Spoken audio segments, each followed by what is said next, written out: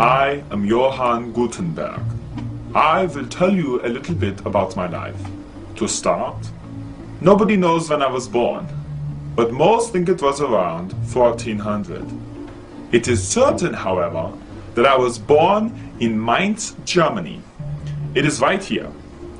Due to peasant unrest, my family had to move to Strasbourg. We were part of the middle class, so I could go to school. Our family was never very wealthy, definitely not nobility. I tried a few different professions. I was a goldsmith, metal worker, and I even made mirrors for a pilgrimage once. Eventually, though, I moved back to Mainz and began working in secret on an idea I had. I took out an extremely large loan from a wealthy merchant named Johann Fust. This was to pay for my expenses while inventing and printing. Paper was quite an expensive commodity. I combined a wine press with some handmade blocks of letters, and I made this machine. Here I present the first movable type printing press. The real genius here lies in these blocks, which can be arranged and rearranged to print anything.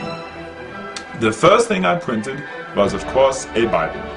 It is called the Gutenberg Bible by many. It took me 2 years to print 180 Bibles. I showed a finished one to some nobility, and before I could finish printing, they sold out. The future Pope Pius II said of the printed Bible, "It could be read without difficulties and without spectacles." Anyway, they were a huge hit.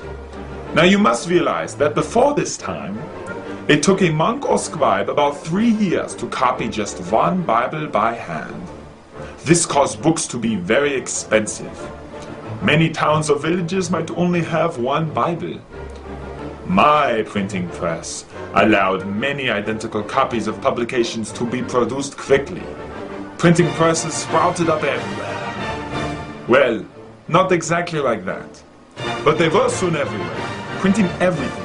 Indulgences, pamphlets, calendars, newspapers, and of course books. Unfortunately, Johann Fust was a greedy backstabber, and shortly after my success he sued me. He said I hadn't used all his money the way he had wanted. He won, and since I could not pay back the debt, he took over my printing shop. Despite this huge disappointment, I lived the rest of my life in relative comfort, because the Archbishop of Mainz sponsored me and took me. Fust, however, continued to print many things. But he was no longer the only one. Many other print shops opened. But you know that. I mean, why is your book bag so heavy?